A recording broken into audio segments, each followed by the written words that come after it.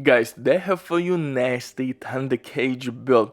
I reached 610k DPS with Thunder Cage, which absolutely is one of the best weapons for ad clear, and actually it deals really respectable damage against bosses as well. If you will spec out some crit chance and crit damage on my build, I have over 200% crit damage, 50 plus crit chance, and I can push my build over 80% crit chance. Weak point damage, honestly I really don't think you need status effects with this weapon. I would rather invest everything in weak point damage and crit damage, but if you can't roll god rolled weak point damage on your Thunder Cage, then maybe roll or leave toxic damage, chill damage, or electric damage, something like that.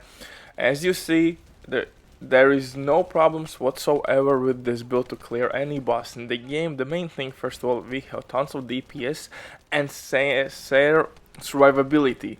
We can pretty much kill a couple enemies, and with HP collector card we will be unkillable.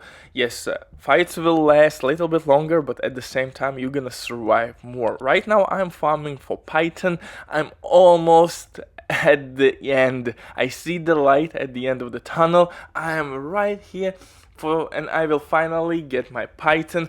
The same story with Ultimate Glay. I'm so close. I need to complete a couple annoying vaults. Oh my goodness, I so hate vaults and that mini game.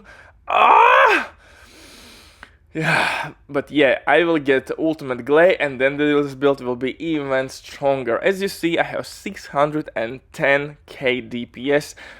Keep in mind, my attack power is at purple stage. You could push this build even further if you will have all god rolls.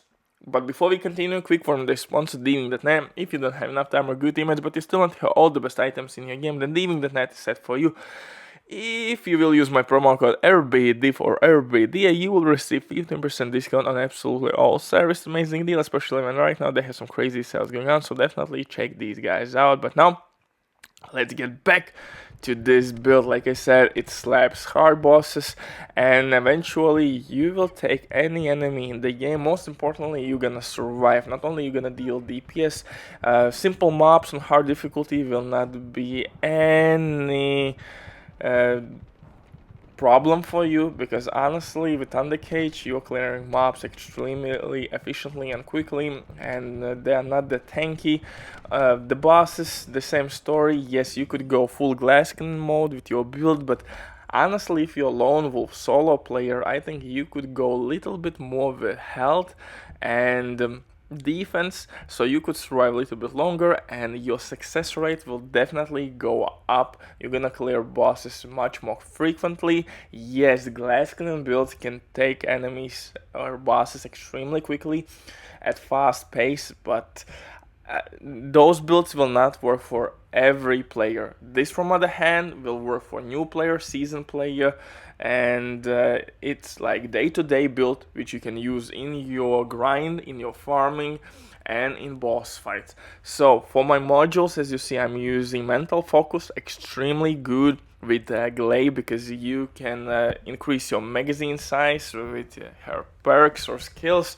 Then we have pretty much everything like typical DPS build: rate of fire increase, action and reaction, weak point damage. Like I said, I would rather reroll my chill on my Thunder Cage with weak point damage. I'm still trying to roll weak point damage on my Thunder Cage, so I will have critical hit rate, aka critical hit chance, critical hit damage, attack power. I will leave purple attack power because it's almost at max percentage. I have 11.7, maximum is like 12.2, so I'm losing only 0.5% attack power, not that big of a deal to gamble and get maybe some shit attributes, so I will leave purple attack power. For the set itself, I'm using, of course, Annihilation set, which can be farmed on Devour. For the stats, you should look for defense, health, and some kind of resistance. Each piece can offer different resistance: fire resistance, toxic resistance, chill resistance, and so on. Yes, some XP boosts are good if you're farming something, if you are leveling up your character, leveling up your gun again. But guys, if you're fighting bosses, you should equip pieces with defense, health, and some kind of resistance. Those will be best in slot against boss fights. If you're farming general something, then go simply with defense, health, and some kind of XP boost, proficiency XP boost to your weapons, or character XP boost.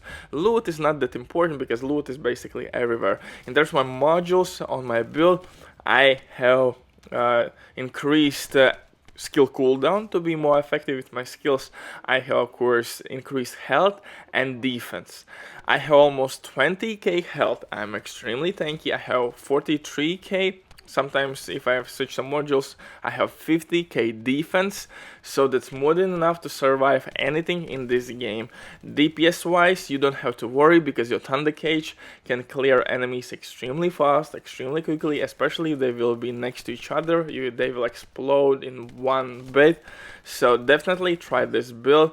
610k DPS. I think you have never seen higher number on Thunder Cage, and I will push this even further, guys. I have some dirty secrets. Have fun. See you in the next one. Bye.